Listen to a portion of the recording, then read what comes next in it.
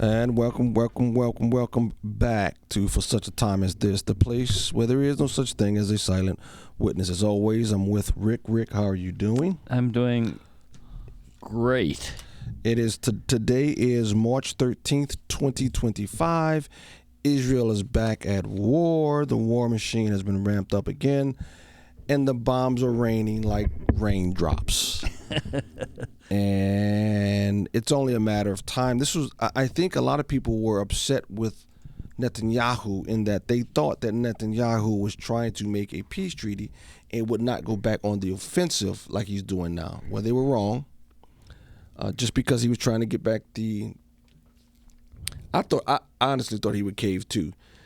Because he was trying to get back the hostages, they thought maybe that somehow he would cave on the hard line that Hamas would not stay in power in Gaza. And I thought that possibly that was a real threat also. Turns out that was not a threat. Netanyahu is back bombing, and they're raining missiles out of the air, very much so. We've got 4 videos that we're going to bring up to date what's going on in the Middle East, and then we're going to have a spiritual discussion on Matthew 24, the last 3.5 years of the tribulation, which I believe Jesus labels the Great Tribulation. Anything before we get started, Rick? No, there's a lot going on, and there's missiles flying everywhere right now. Yeah. And I think there's going to be more coming. Yeah, because I think the last report we saw was that there's 3 more U.S. aircraft carriers on their way to the Middle East, and I think that's for Iran. I think that's for Iran. But today, let us get started. Here's the first video. The son of Hamas, the Hamas founder, actually speaks up, it seems like, against Hamas. Yeah, who they really are. Who they really are. And this is coming from the son of the founder of Hamas. Here he is. You may know him as the Green Prince, as he's known, Musab Hussein Yosef, who is the son of the founding leader of Hamas, who, thank God, defected.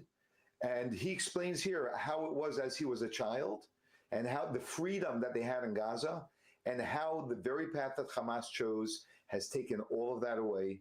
And that is the reason why Israel must respond the way they do. Hear it in his very passionate words. Before this wall, my memory as a child, my father and I were able to drive our car from the town of Ramallah all the way to Yafo, to Tel Aviv, to the beach, to the zoo, pretty much every weekend. And nobody harassed us. We were able to just shop. We were able to enjoy the beach. This is my early memory as a child. There was not even one checkpoint. Things start changing immediately after the beginning of the first Palestinian Intifada. It started with the chant from the river to the sea.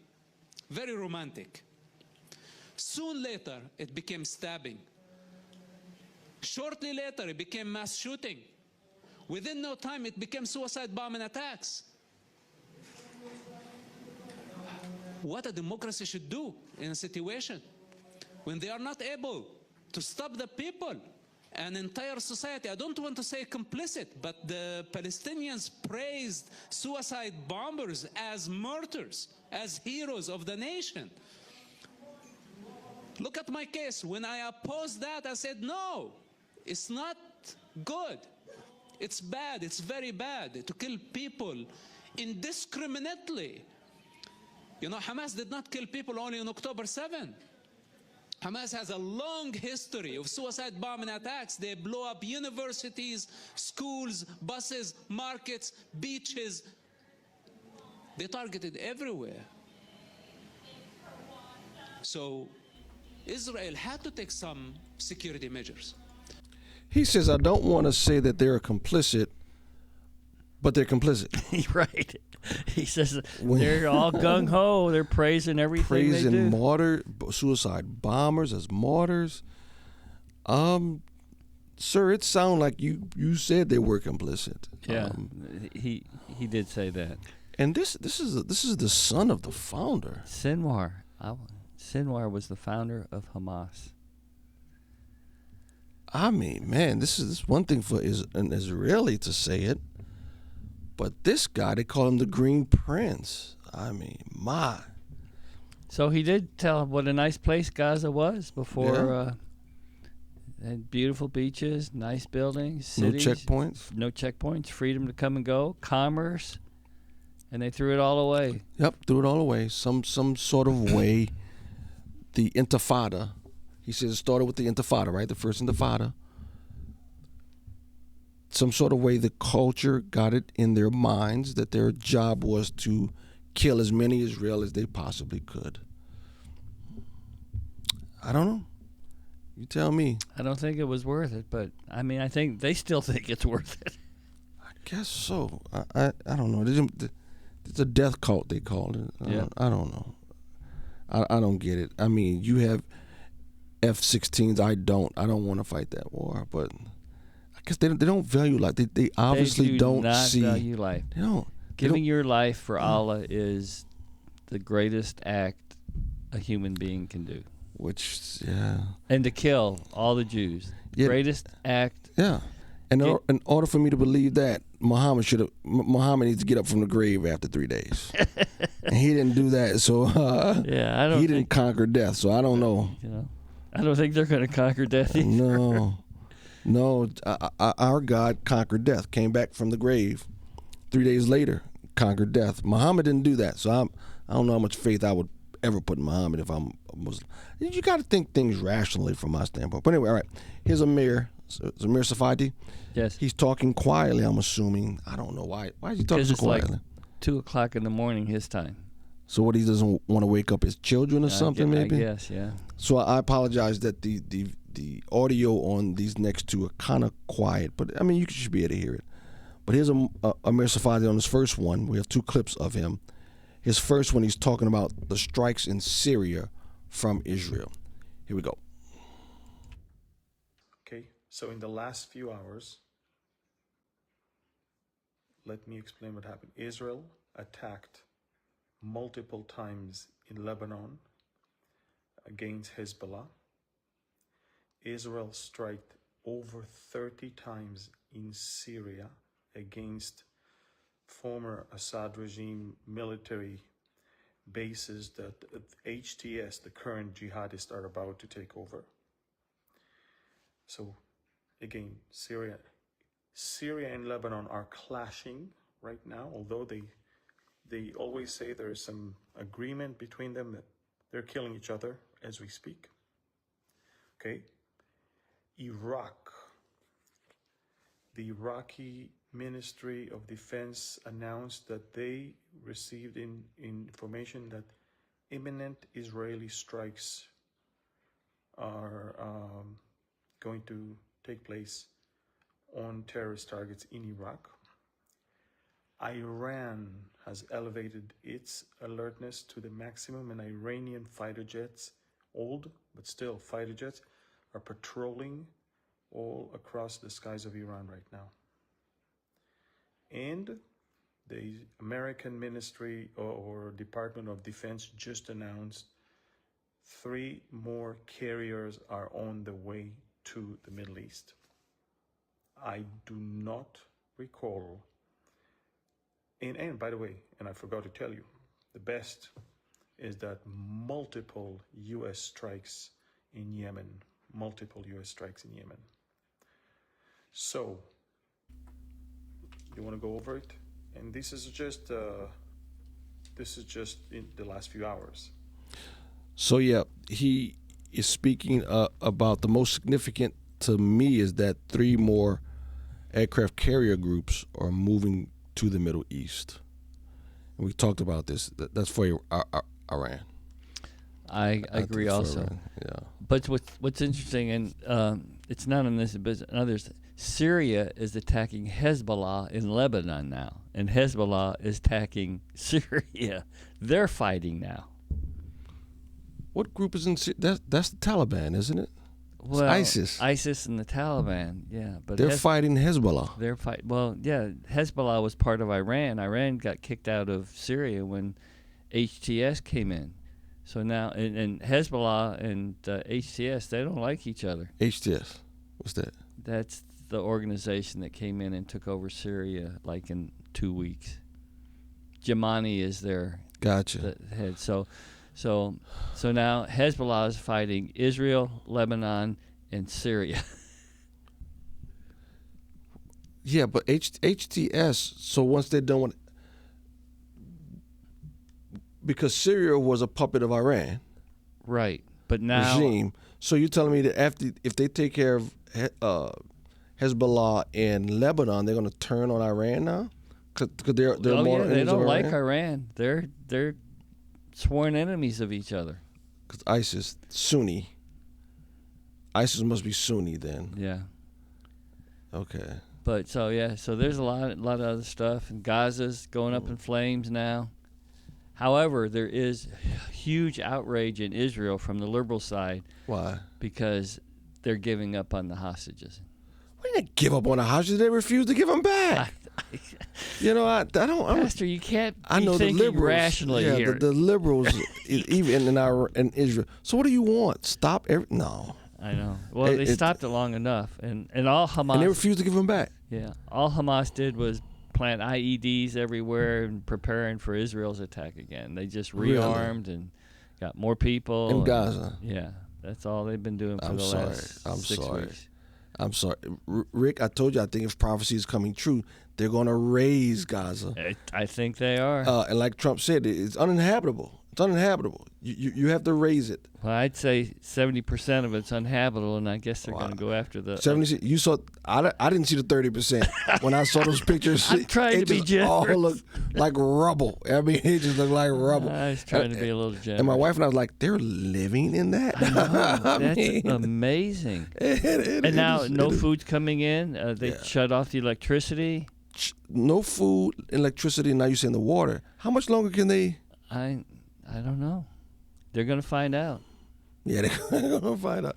Okay, so Amir, the next video, Amir is talking about Trump coming, particularly with Iran, which is, Rick, this is prophecy, man. I think this is all tied in with prophecy. All right, here we go. Well, today Trump was releasing a very interesting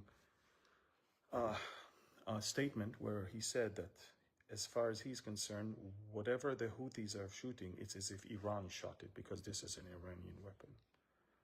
So basically, he's holding Iran responsible for any strike on U.S. vessels. Now, 3 aircraft carriers are on the way. Multiple strikes. In the last 2 hours alone, close to, almost 100 Houthis were killed near Hodeidah on a strike on a missile factory. Quite a few leaders of the Houthis were killed in the last 48 hours. Credible threat. And Trump is doing that in the middle of the night in order to make it look even better, because when it's dark, the explosions are way more spectacular and seen. Also, in the middle of the night, you're sleeping in your bed. And if they know where you stay, then you're more likely to get you.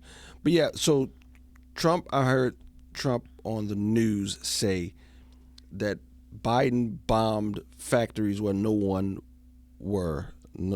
people Correct. or leadership was.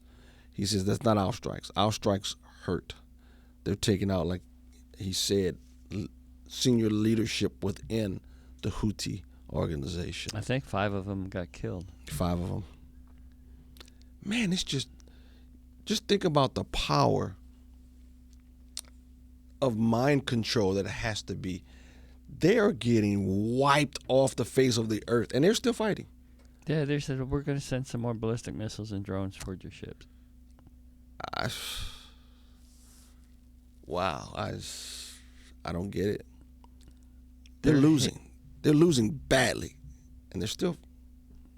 Their hatred is so demonic. It has to be. That they have no rational thought whatsoever. No. Has to be. It's not rational to pick a fight you can't win. You know, Exactly. You know, I think Ukraine's starting to find that out with Russia.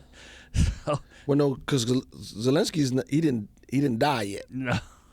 These guys are dying. No. I mean, no one wants to be the head of Hamas because they keep killing.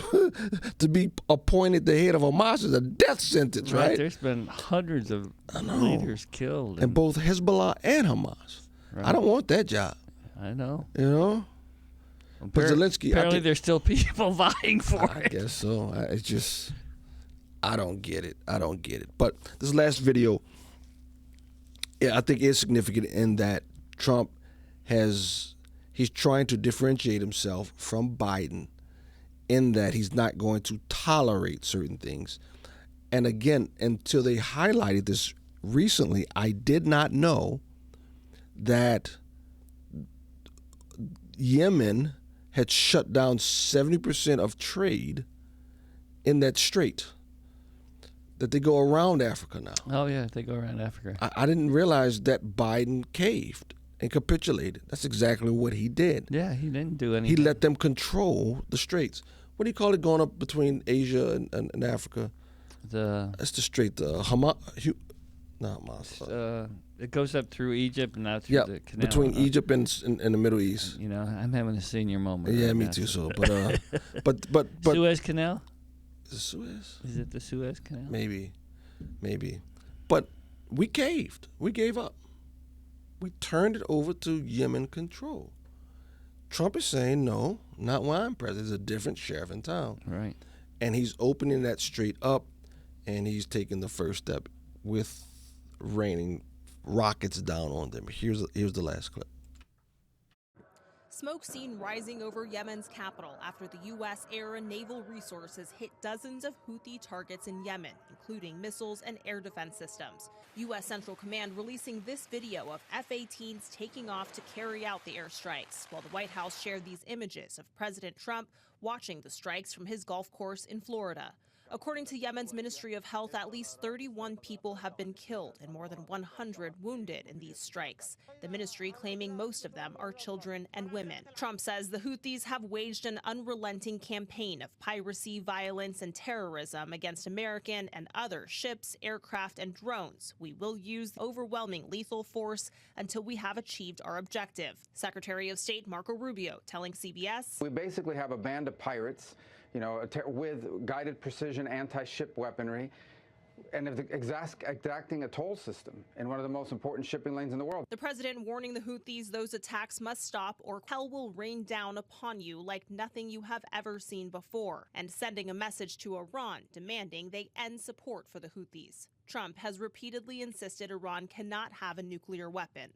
All options are on the table to ensure it does not have one. And that's all aspects of Iran's program. That's the missiles, the weaponization, the enrichment. On Sunday, the Houthis claimed to have made a retaliatory attack, saying they targeted the USS Harry Truman aircraft carrier with 18 ballistic and cruise missiles and a drone. But a U.S. official tells ABC News this is not true. The group said it will not hesitate to target all American warships in the Red and Arabian Seas in response to the aggression against Yemen.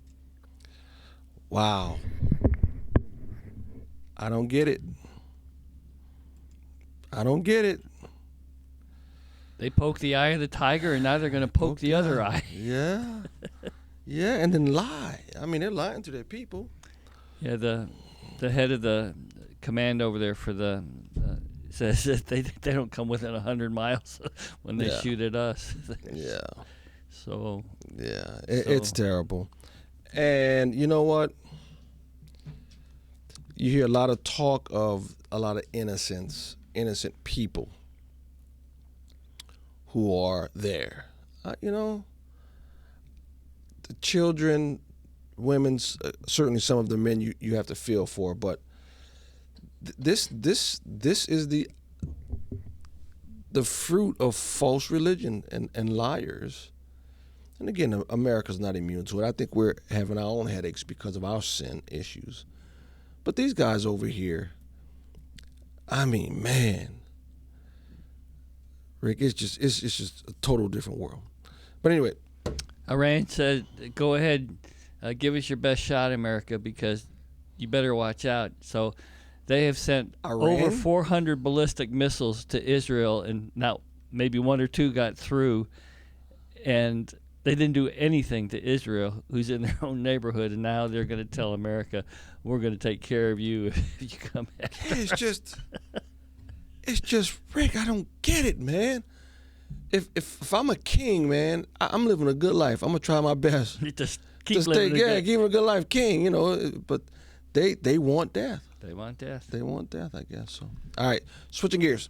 We're back in Matthew 24. Last week we came up, I believe, to midway point, and so this week we're going to talk about the Olivet Discourse in Matthew 24, and focus on the last 3.5 years. So, in Matthew 24, verse 15, so when you see the abomination of desolation spoken of by the prophet Daniel standing in the holy place, let the reader understand that let those who are in Judea flee to the mountains. Let the one who is in the housetop not go down to take what is in his house. Now, we actually talked about this in Sunday school last Sunday, 2 days ago, Rick, when it talks about the little horn and the Antichrist and whatnot, that this is midway through the tribulation. The abomination which makes desolate by the prophet Daniel. So Daniel actually speaks about this, and we had a discussion. I'm perfectly fine with Antigone's Epiphanes being a type. I get it, of him being a type. I have no problem with types. A type of the Antichrist. Type of the Antichrist. I have no types of Antichrist. I mean, was it John talks about many Antichrists have gone out. But there is one Antichrist. And I think the little horn or the Antichrist spoken of in Daniel, from Jesus' perspective, is a future event, not a historical event.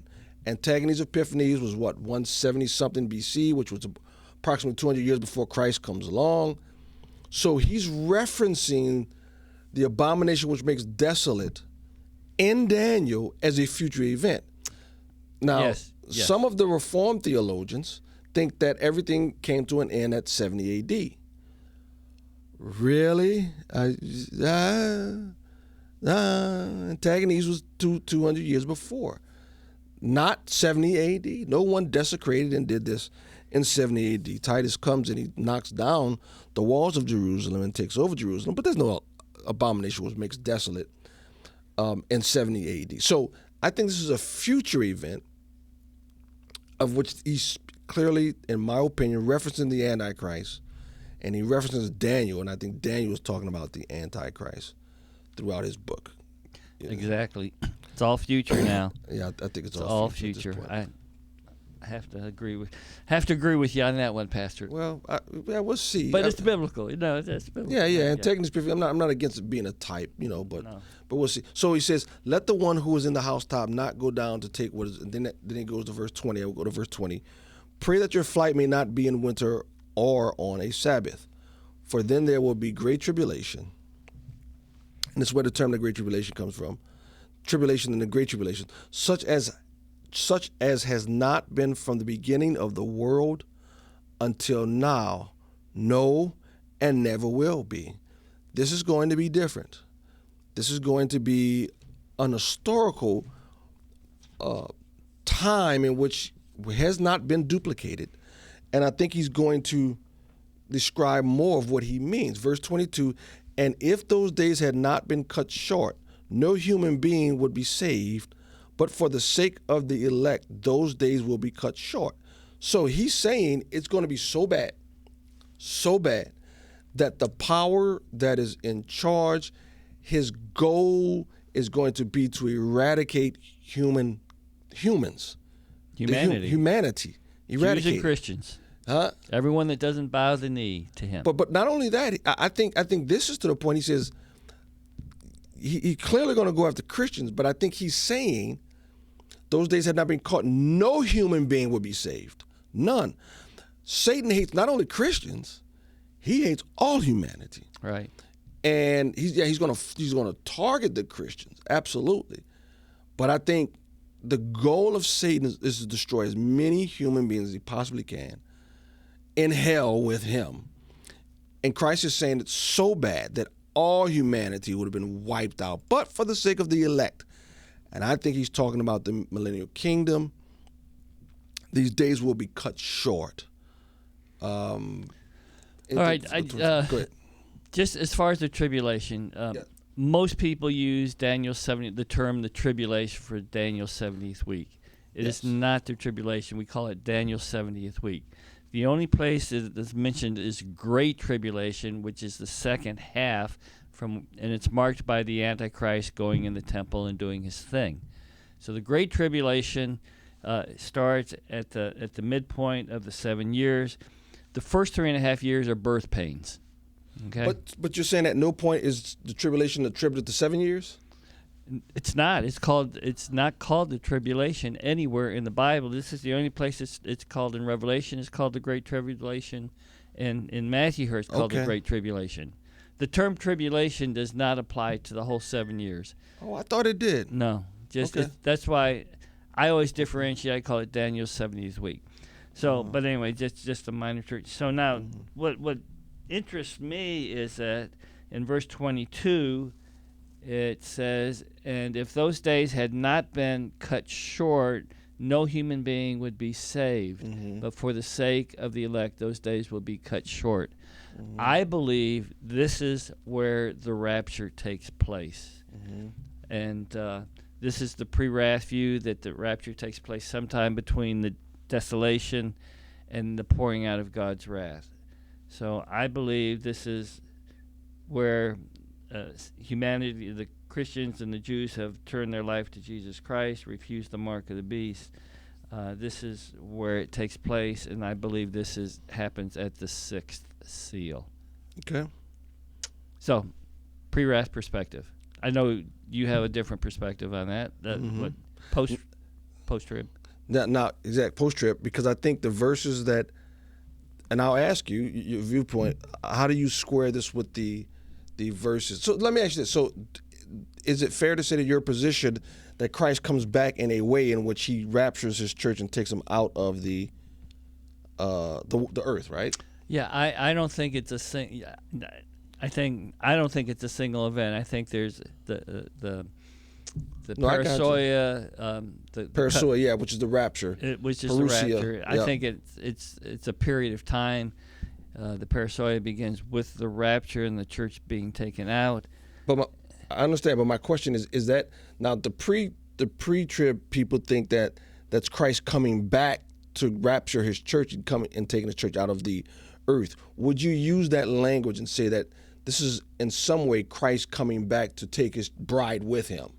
Right? He's coming back. I think it's the 1 Thessalonians 4. Behold, I show you a mystery. We shall and it should meet him in the air. And meet him in the air. Gotcha. Yeah. I think that's, from our perspective, that is the beginning of the day of the Lord, which is a long period of time. It's not just a very small time frame. So. Gotcha. So, and I understand that. But how do let me go to the next verses, in which I would say, how does that square? And again, we don't know. We'll see it, and we talked about this before. We'll each be able to say, okay, I see your point. You were right. Whatever. All right, verse 25. See, I have told you beforehand. Watch this. So if they say to you, look, he is in the wilderness, do not go. If they say, look, he is in the inner rooms, do not believe them. What is he saying in verse 26? He's saying for anyone who says there is a secret coming, that somehow Christ is going to come in and he escapes your notice, do not believe them. Verse 27, for as the lightning comes from the east and shines as far as the west, so will the coming of the Son of Man. So he's saying in 27, it will never be a secret coming. Won't be secret. Now, in your view, it's not a secret coming, right?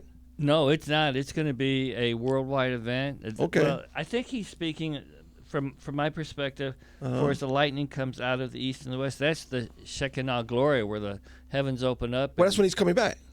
Well, no, that's what it says. I mean, it literally says, he's saying, don't believe him if it's a secret coming. He says, for as the lightning comes from the east and shines in the west, so will the coming of the Son of Man. That's when he comes. In the clouds. Yeah, with lightning. Okay. That's what it says. No, I agree with that. Yeah. But So he's describing his coming as not something secret, but something that all humanity will see. I agree with that. Okay. I agree with that. Okay. And when he comes in Armageddon, they're going to see him too.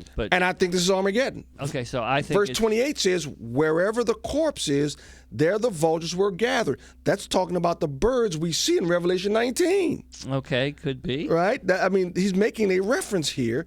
But my point is, in 27 and 28, this idea of a secret coming where you don't know, he's saying, don't believe that. My coming will not be secret. It will be for every eye to see. There will be no debate about it. When I come back, you will know. Do not believe in a secret coming. Now, like I said, you're saying that yours is not a secret one, and that is going to be. So what? The rapture of the church, from my perspective, is not secret. Okay. I believe it happened. I believe the seal judgments, where the martyrs are underneath all the martyrs that have been killed for the testimony of Christ, all the martyrs, that was during the killing that takes place right after the abomination of desolation. Okay. They were under the altars, and then but the rapture, in your view, what is it? It's not the second coming. No, it's not. Then what is it then? Is it him coming to take his church down? Okay, the second coming. Okay, just like Jesus, his first coming was when he came and was born as a baby and lived life and died on a cross. Mm-hmm. There's a beginning and there's an end. Mm-hmm. Okay, so I believe there's a beginning of the day of the Lord, and there's an end of the day of the Lord. But it's a long period of time. But I do believe that the rapture is going to be, it's going to be public. That's why even it says. But now I know you take this in Revelation. No, I'm still not understanding. So it is him gathering his church to himself. Yes. As spoken of. And you'll see the Lord in the skies. It also says that the dead in Christ. Wait, so if you see him in the sky, how is this not his second coming?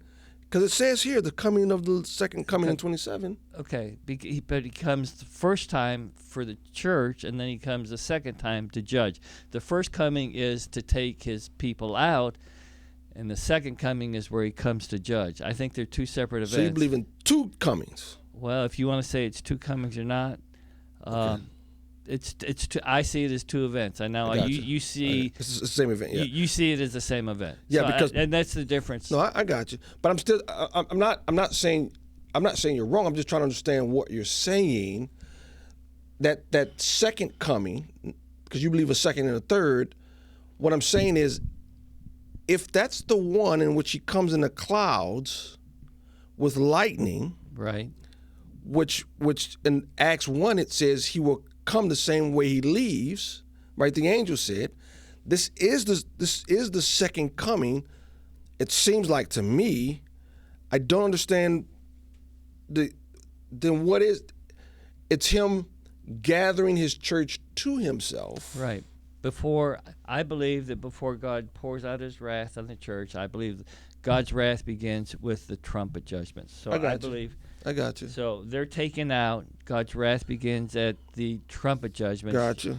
And so the trumpet and the bowl judgments are God's wrath. So he comes on the cloud in lightning this time. Right. But the third time, how is he going to come? He comes back on a white horse with his armies from heaven. Okay. Is that your is that where you think the second coming is? Yeah. I think lightning, he's coming down that horse and the saints are coming with him all at one, because I believe in a second coming, not a third coming. Right. Right. So I got it. And I think. Well, that's the difference between our perspectives. I got you. And then 28, I believe, is a reference to the Revelation 19, where you are going to have that battle at Armageddon. And then in verse 29, immediately after the tribulation of those days. Now, you're saying the tribulation is the 3.5 years, not the 7, right? Right. Okay, got you. In context, after the tribulation of these days, he's talking about the killing. After the tribulation of these days, he's taught. I see that as referring to the killing that happens after the abomination of desolation. So humanity is being slaughtered by the Antichrist. Okay. And so after the tribulation of those days, because it's going to be cut. It's going to be cut short by the rapture of the church. The killing of the Antichrist is going to be cut short by the. I think the tribulation takes place after the rapture of the church. The bowls come after the church is raptured out.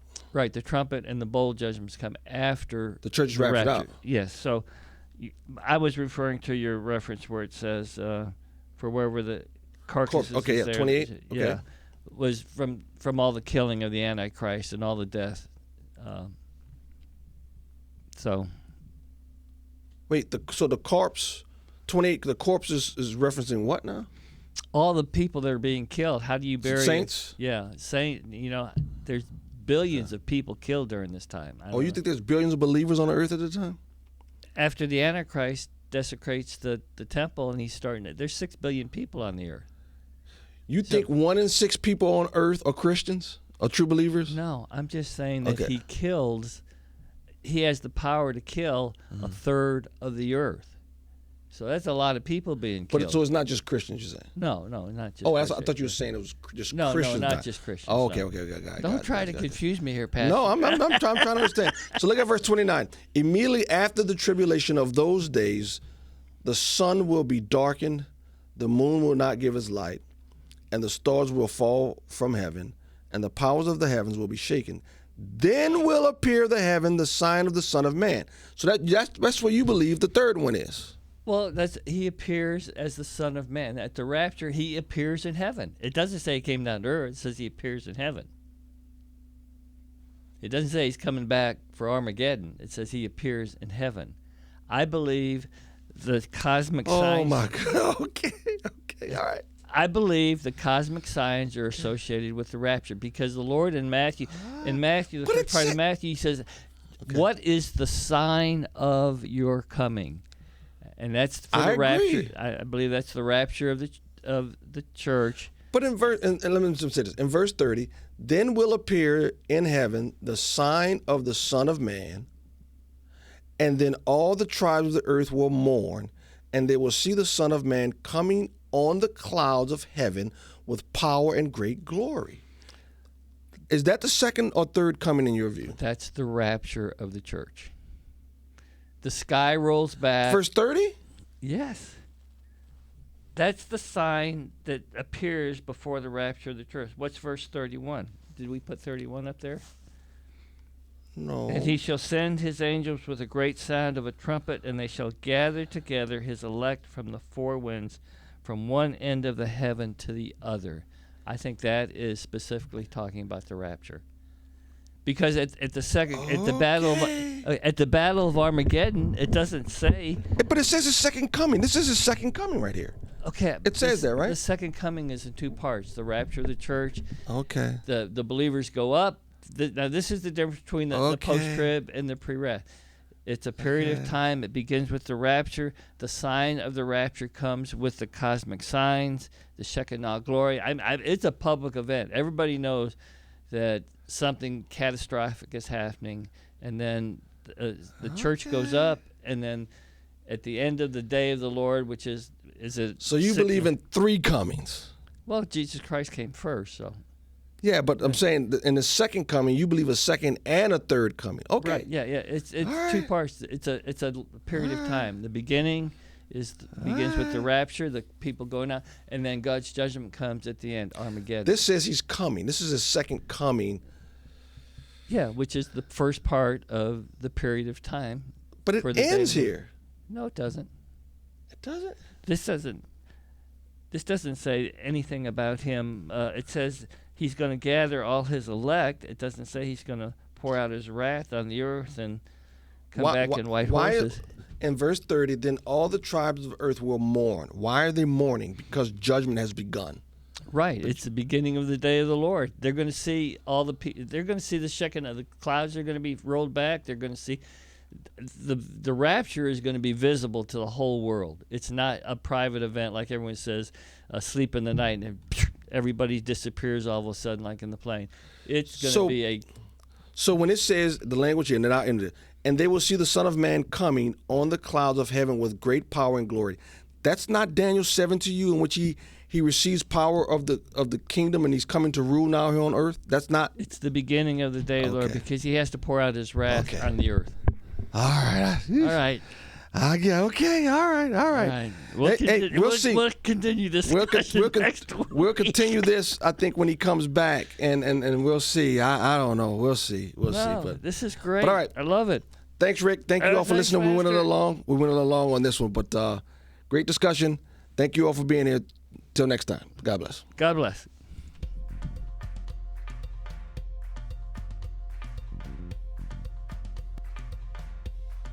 For such a time as this,